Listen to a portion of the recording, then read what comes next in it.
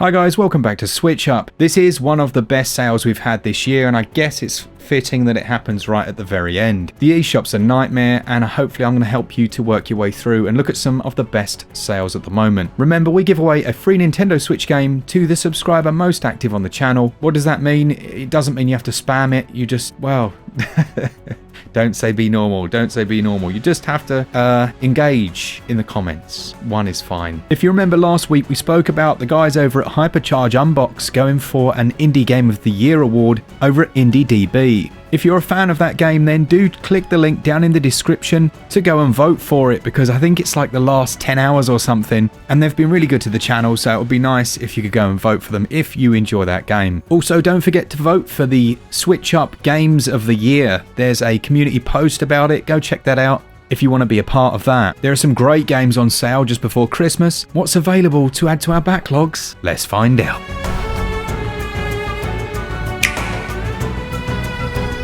Let's start with one of the greatest games of all time, and it's the legendary Dead Cells. This matches its previous lowest price ever. If only we could get a good review of Dead Cells. I wonder if IGN do one. Might have to go check it out. But Dead Cells, if you're not sure, is a roguelite title whereby you have to work your way through several different levels and then defeat a boss. And that makes it sound so generic and so standard, but it's anything but. The character moves with such fluidity. You can roll, quickly jump or double jump, and each weapon pickup that you can acquire is one of 3 different families, and then you put points into those families as you collect these scrolls, which then powers them up. But the more you collect, the less effective they are. So there's a bit of a balancing act. Some weapons can multi-spec, so you can have them in the green and purple specializations, but as you put points into each category, it then gradually turns the weapon more that colour. It's a really cool little system and works so well. The whole thing about this game is it's such a quick and fast-paced title that requires a lot of skill, but once you've got to grips with it, it can hook you in for hours on end. They've added so much DLC to this one. Some of it's paid, some of it's free, such as the Rise of the Giant DLC, but easily one of the best games available on the Switch. It has a download size of 1.1 gigs, and you could spend hundreds of hours trying to acquire everything the game has to offer. It's 40% off, taking it down to 13 quid, and that sale goes on until the 31st of December. From one game that's in my top 10 on Switch to another, and that's Moonlighter. I remember booting this one up and not really knowing what to expect. I went through my first dungeon, it was pretty damn tough, beat the boss, and bought a ton of loot out, which I then began to sell in my shop. But the moment that really hooked me was when I opened the shop for business, and the music that kicks in, my word, it's absolutely delightful.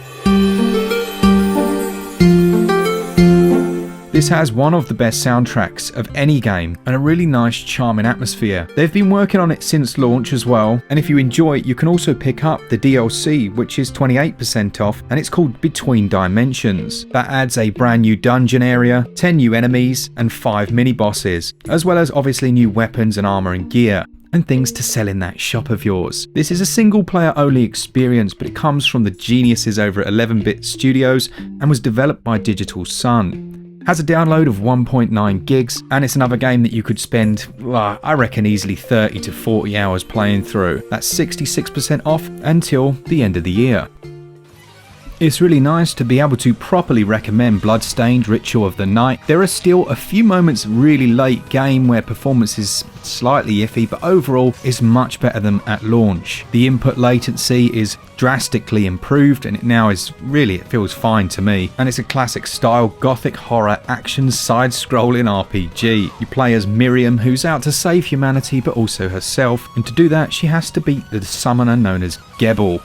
Gebel. That's not the most threatening name, is it? It's like Gaben. Perhaps Gebel and Gabe are the reason we haven't had Half-Life 3 yet. Ay caramba. There is a DLC pack for this one known as Iger's Backpack, but that's not on sale at the moment, and can recommend it now that it's seen such improvements. You're looking at around about 30 to 40 hours again to find and do absolutely everything, but then obviously you might go for the DLC as well. This sale goes on until the 31st, and it's 60% off.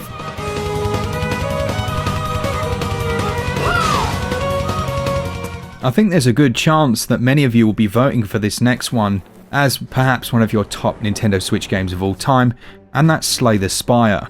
On paper, it's not something I thought that I would enjoy that much, to be honest. I'm not a huge fan of card games, and I'm a bit oversaturated with roguelikes. But combined together, and the way they fuse them, it just works brilliantly. You have to work your way up the spire, the layout of which changes each and every time, and there's a risk and reward mechanic based on which route you take. There are different items, obviously, to discover as you go along, and if you're looking for one, maybe like me, you're not a fan of this genre, but you're willing to take a bit of a risk, take a risk on this. I'm almost certain you'll enjoy it. It's only 537 megs, and gameplay wise, well, you're looking at hundreds of potential hours of gameplay. It's just over 12 quid or your regional equivalent, and the sale goes on until December the 31st.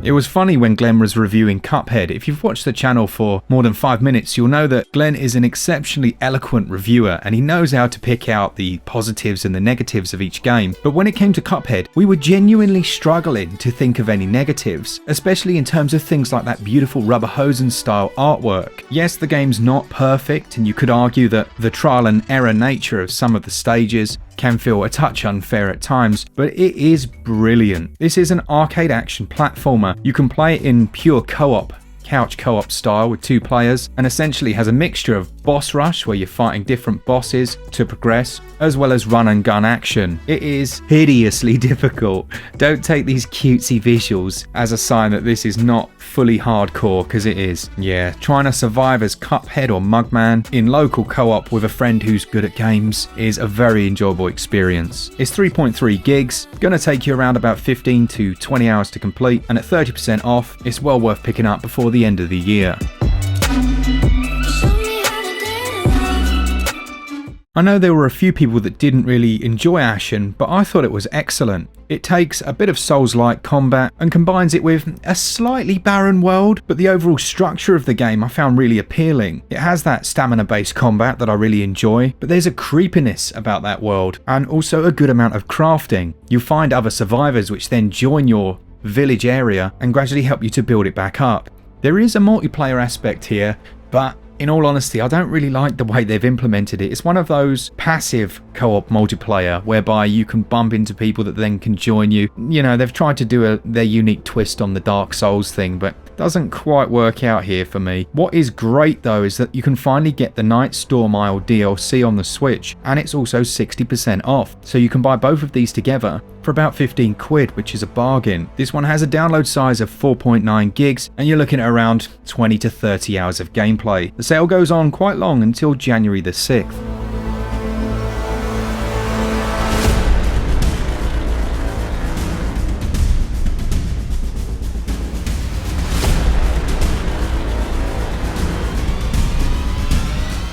Next up then, and probably the bargain of the week, is a game called Horus, which is a massive 86% off at the moment. It's one of those experiential titles that you should definitely play. Don't let the visuals put you off. You only have to search for reviews on this one to see that across the board it's so highly rated. In one sense it's a classic platformer, but on another it tells a really serious story that's dressed up in so many pop culture references, and the creators Paul Hellman and Sean Scapelhorn have done an incredible job. What I fear though, and probably the reason it's seeing such a huge sale, is that many look at the visuals and say, yeah, that looks okay. I've seen many games that look like that. I'm gonna skip it. But do not sleep on this one. It's well worth your $2 or your quid. And yeah, come back and have a chat about it once you've played through. It has a download size of 5.8 gigabytes, and that sale goes on until the end of the year.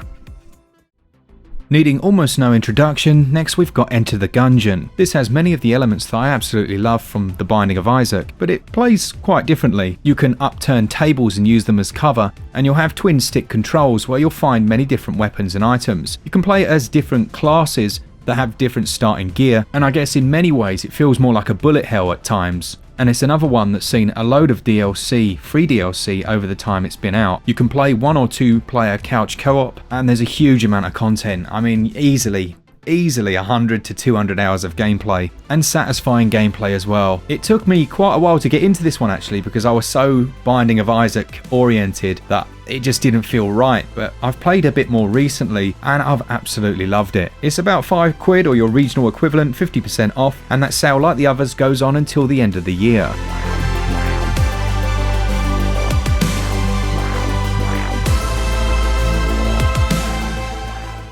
Right, Bug Fable, the Everlasting Sapling, had a lot in common with the Paper Mario titles of old, and is an excellent game. It's an adventure RPG that focuses on 3 different heroes on a quest through Bulgaria. It's not Bulgaria, that's Bulgaria. Yeah, they're looking for treasure and immortality, and they'll work their way through 7 different chapters that are set in vastly different locations, such as the Ant Kingdom, the Golden Hills, and the Lost Sands. It's one of those games that is full of escapism. You'll get lost in the world, and before you know it, you'll have spent easily 50 hours working your way through to find everything. There are different side quests as well, and 15 optional bosses. A really good game. It got swamped. It came out at just a bad time, really, as is so often the case. And also, in my opinion, it came out at too high a price for someone to just say, do you know what, I'm going to take a punt on that. It's down to 18 quid, which is 30% off, and it's the lowest it's ever been, and it's an easy recommendation. The sale goes on until, you guessed it, the end of the year, and it has a really small download of 371 megs. Last but not least, and yes, you've probably heard about it so much, but I know there are still people that haven't picked it up, and that's Hades, which once again has gone on sale, and judging by the early votes, is thought of as the greatest game of 2020 by a large quantity of SwitchUp viewers, and you'd be doing yourself a disservice if you didn't check it out. It's a beautiful game. Not only is it visually beautiful, but the gameplay is so well crafted. The combat is fluid and slick, and the character's just cool. All the voice actors are amazing. As you progress through it, it's one of the most rewarding roguelike titles, because when you die, it's not the usual, oh, straight back to the beginning, nothing changes. You'll have progressed through the storyline, and the characters that you meet will change their dialogue, and they'll also react to what you decided to do in your previous run. It's quite a difficult one to explain. We do have a review of this on the channel, so perhaps go and check that out, but I can guarantee you down in the comments there'll be so many people saying just buy the game, and it is one I can almost 100% guarantee you're going to enjoy. It has a 5.7 gigabyte download and gameplay, well, hundreds of hours, and 18 quid, I can promise you it's well worth that price. That sale goes on until the end of the year.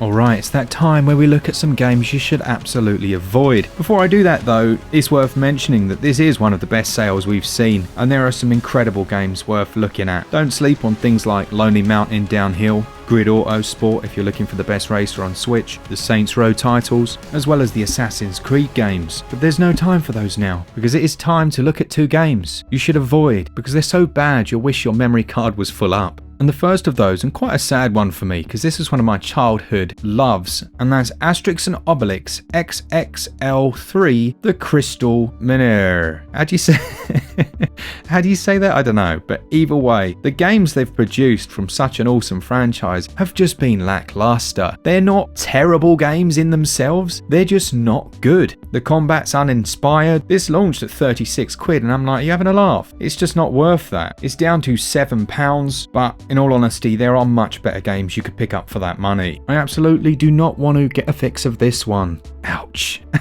And then there's Ahri and the Secret Seasons. I had some seriously high hopes for this game. I thought it was going to be amazing. It had a really cool mechanic where you could create a bubble that changed the season, and then it might make like an ice bridge and things like that. Performance was awful. The world was just dead. And yeah, overall it was just poor. I couldn't believe it. I was so disappointed. It's one of those games that really shows you that when you're going to make a fully 3D world, having a large dev team can really make the difference between something that just feels clunky and poor and, well, Breath of the Wild. So yeah, not very good at all, this one, I'm afraid. And that brings us to the end of this week's video. This is by far one of the best sales we've seen, and the eShop can be such a nightmare to navigate. I mean, none of the consoles, let's be honest, none of them have very good shops. I've been on the PlayStation store looking for games, and that's a mess as well. Steam is a state. Perhaps we should just create a channel dedicated to searching through sales on all the different platforms. That's not a bad idea. Right, don't forget to go and vote for Hypercharge if you enjoy that game. The link's down in the top comment, and yeah, hopefully your backlog can take another hit. If you enjoy the content, then do stick around. Remember, we give away a free Nintendo Switch game to the subscriber most active on the channel for all things Switch all the time. Oh, thanks to our patrons as well. If you want to join them, you can do so from as little as, I don't even know how much it is. I think you can just follow for free. There you go. For all things Switch